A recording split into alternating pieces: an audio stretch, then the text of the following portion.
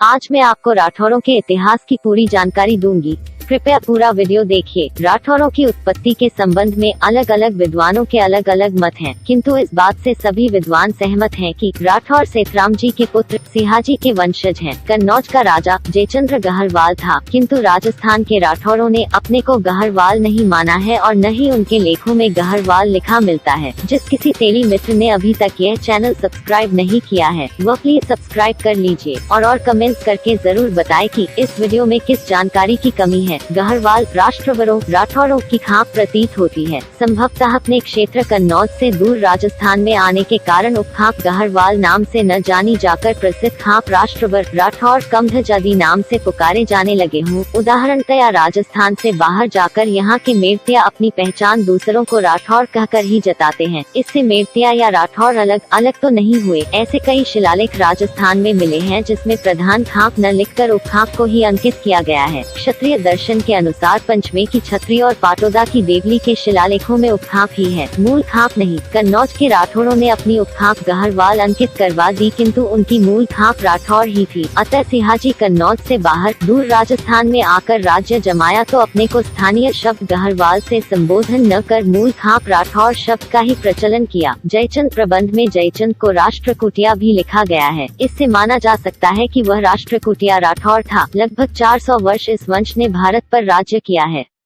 क्षत्रिय दर्शन विशेषांक के अनुसार श्री गोविंद चंद्र के उत्तराधिकारी श्री विजय चंद्र ने V1211 से 1226 तक शासन किया। श्री विजय चंद्र के पश्चात उनके पुत्र श्री जयचंद्र गद्दी पर बैठे। उन्होंने V1227 से 1251 तक शासन किया। श्री पृथ्वीराज चौहान ने जब जैजात भुक्ति के शासक परमर्दिन पर आक्रमण किया तब जयचंद्र ने परमर्दिन का साथ दिया। चौहानों ने गहरवालों के कुछ क्षेत्र पर अधिकार कर लिया था, अतः चौहान गहरवालों में शत्रुता हो गई। यह शत्रुता पृथ्वीराज द्वारा संयोगिता हरण पर और अधिक हो गई। यही कारण था कि V1249-1192 में जब मोहम्मद गौरी द्वारा पृथ्वीराज पर हमला किया गया तब जयचंद्र चुप बैठे रहे। पृथ्वीराज की पराजय के बाद लगभग 50,000 सैनिकों को कुतुबुद्दीन के नेतृत्व में भेजा गया, जिससे V1251-1194 में मोहम्मद गौरी का कन्नौज पर आक्रमण हो गया। जयचंद एक विशाल सेना लेकर सुल्तान की सेना से मुकाबले के लिए चला। चंदवार नामक स्थान पर दोनों के बीच युद्ध हुआ। जयचंद हाथी पर सवार था। कुतुबुद्दीन का एक तीर उसके सीने पर लगा, वहीं जयचंद की मृत्यु हो गई। इस प्रकार गहरवाल साम्राज्य समाप्त हुआ। उत्तर भारत में कुश वंश की राजधानी कन्नौज के अंतिम राजा जयचंद के पुत्र सिहाजी ने अपने पितृ राज्य से भागकर मारवाड़ के मरु देश में आश्रय लिया। इस देश में पडिहारों का एक सुंदर मंडोर नामक नगर था। उसमें अपने राठौर राज्य की स्थापना की।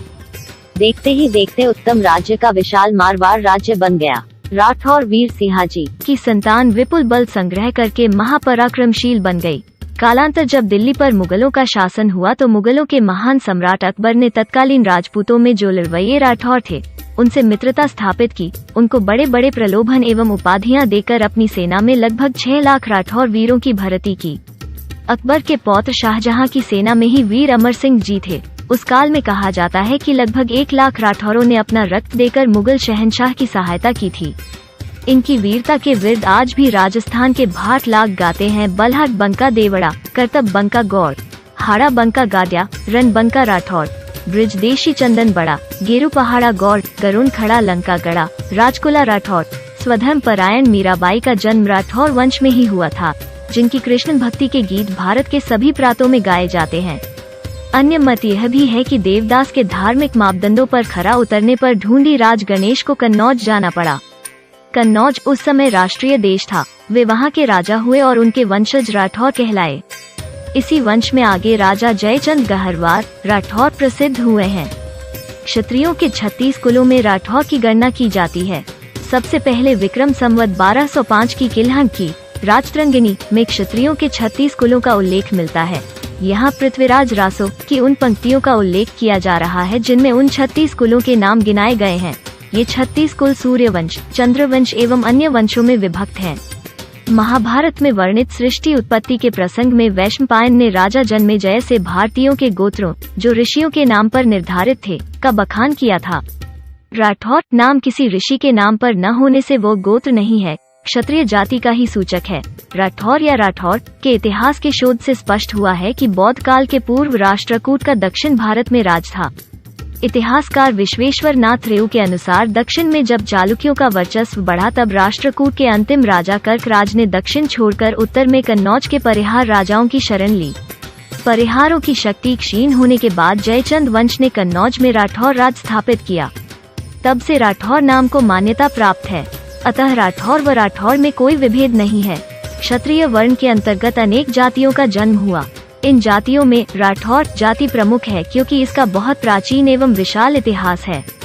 इस जाति में अनेक राजा और महाराजा हुए जो बड़े शक्तिशाली एवं प्रतापी थे। ये गहरवार, राष्ट्रवर, राष्ट्रकूट एवं राष्ट्रिक नामों से जाने गए। इस जाति के लोग विशुद्ध क्षत्रिय हैं।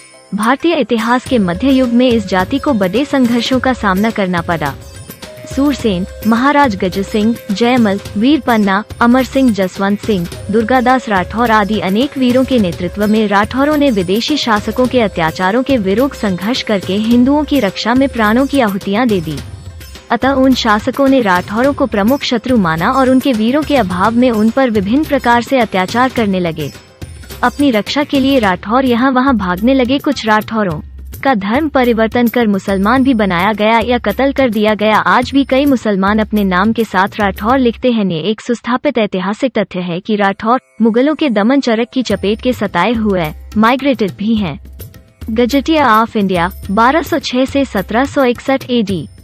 मुगल कालखंड में मुगल सल्तनत की दमनकारी नीति के चलते सामाजिक उथल पुथल और पश्चातवर्ती प्रभावों के अंग्रेजी संस्करण के इतिहास से संबंधित पंक्तियों को यहाँ हिंदी अनुवाद के साथ श्रृंखलाबद्ध उद्धरण दिया गया है, जो राठौरों के क्षत्रिय होने का एकीकृत समाधान है। फरवरी ईसा पूर्व 1679 में मुगल शासक औरंगजेब की जानकारी में आया कि मारवाड़ के राजा जसवंत सिंह के मरणोपरांत उनके 2 पुत्रों ने जन्म लिया है। अतः उनके उत्तराधिकारी का फैसला करना अपेक्षित किया गया। जून ईपू 1679 में जसवंत सिंह का परिवार एक बच्चे के साथ दिल्ली पहुंचा क्योंकि दूसरे बच्चे की मृत्यु हो चुकी थी। संयुक्त स्वीकृत वृतांत के अनुसार गद्दी के लिए शिशु की दावेदारी तय करने के पूर्व शासक ने आज्ञा दी कि शिशु का लालन पालन शाही जनानखाने में किया जाना चाहिए। इससे राठौरों को शंका हुई कि शिशु को संभवतः मुसलमान बनाने का औरंगजेब का इरादा है। इस शंका ने राजपूतों को और अधिक उत्तेजित और आक्रोशित किया। कटुता की यह सुलगी आग राजपूत युद्ध के सूत्रपात का कारण बनी।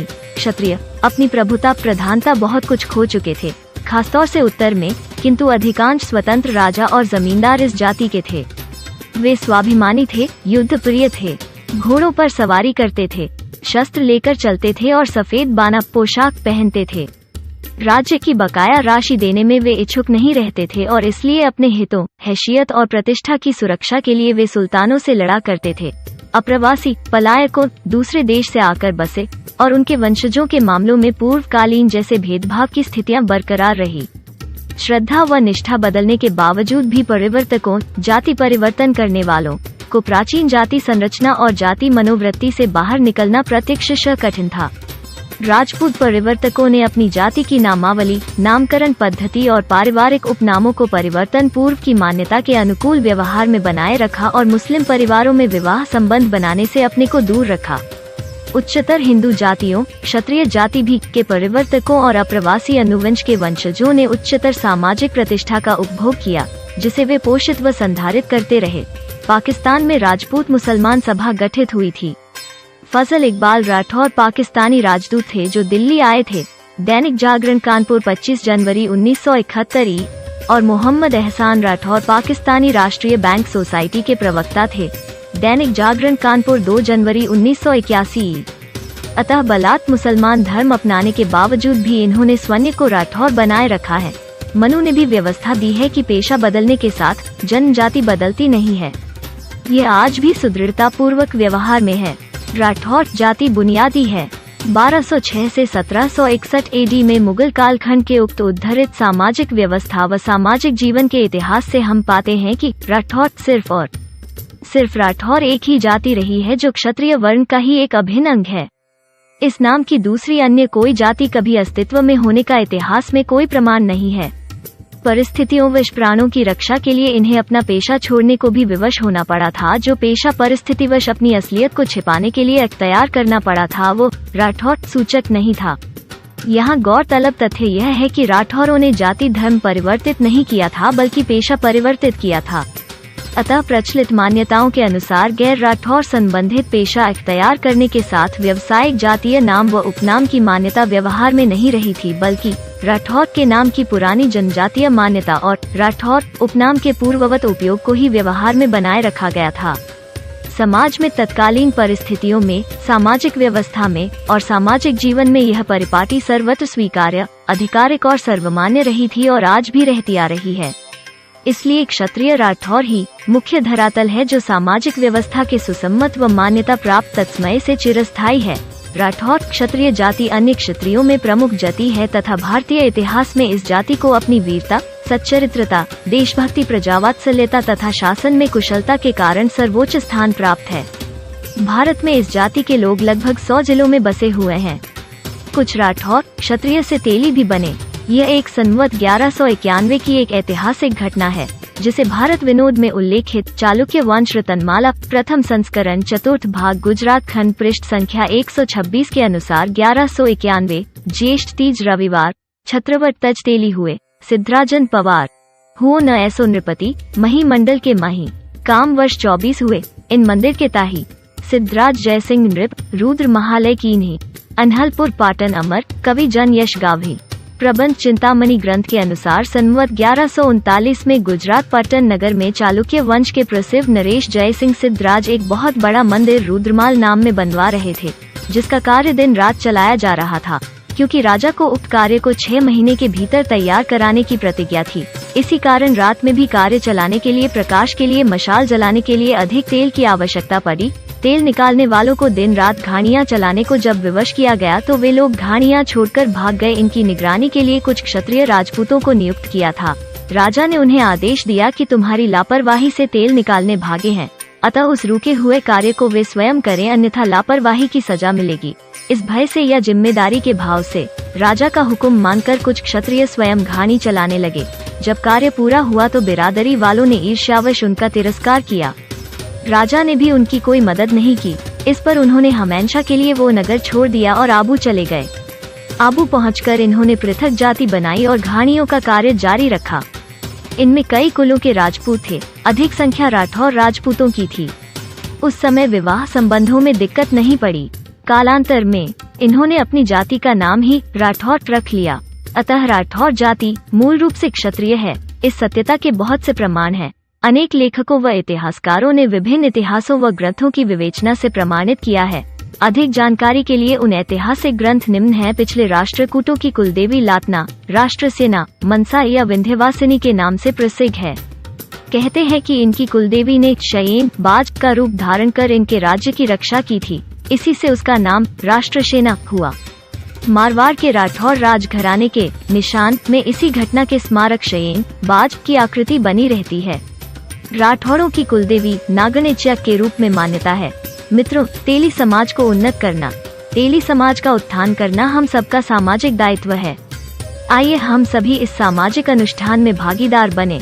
अगर आपको हमारा यह प्रयास अच्छा लगा हो तो चैनल को सब्सक्राइब और वीडियो को लाइक कीजिए। धन्यवाद। जय तेली एकता, जय हिंद, जय भारत।